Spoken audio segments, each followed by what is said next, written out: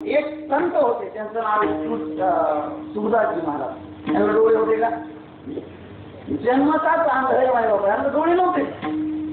सुखदासजी महाराज त्यावेळेस भगवान बांके बिहारीच्या मंदिरामध्ये जायचे, कृष्णाच्या मंदिरामध्ये जायचे, त्यावेळेस डोळे नसलेला हा मायबापा हो, भीतांधळा संत मायबापा त्या ठिकाणी भगवंताचं यथार्थ वर्णन गायचे. यथार्थ वर्णन. देवाना पितांबरी घातली, श्वेतांबरी घातली, रक्तांबरी घातली का, काय कोणतं पितांबर का काय घातलंय, अलंकार कोणते आहेत, मनगटी कोणती आहे, बाजूबंद कोणते आहे, मुकुट कोणता आहे, गळ्यामध्ये हार कोणता आहे, हे संत गायलेवर सुखदासजी.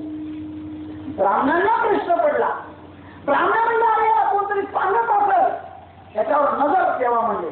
आणि सुखदासजी झोपेतून उठल्यापासून मंदिरात येईपर्यंत त्यांच्यावर नजर ठेवली. सुखदासजी ज्यावेळेस मंदिरात आले, आज ब्राह्मणांनी मायबापा यांची परीक्षा घेण्यासाठी देवाला आज अंगावरती काहीच घातलं नाही, अलंकार घातले ना, वस्त्र घातले ना, काही घातलं माय काहीच नाही घातलं.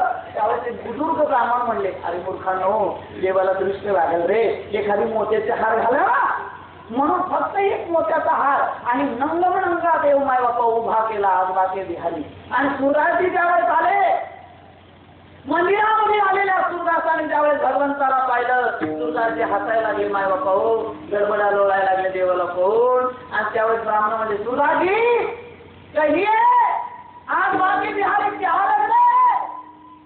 त्यावेळेस माय बापा सुखदासजी म्हणले, आज हरी देखो नंगमनंगा, आज हरी देखो नंगमनंगा, ब्रिज मोती अनमाल उठत तरंगा.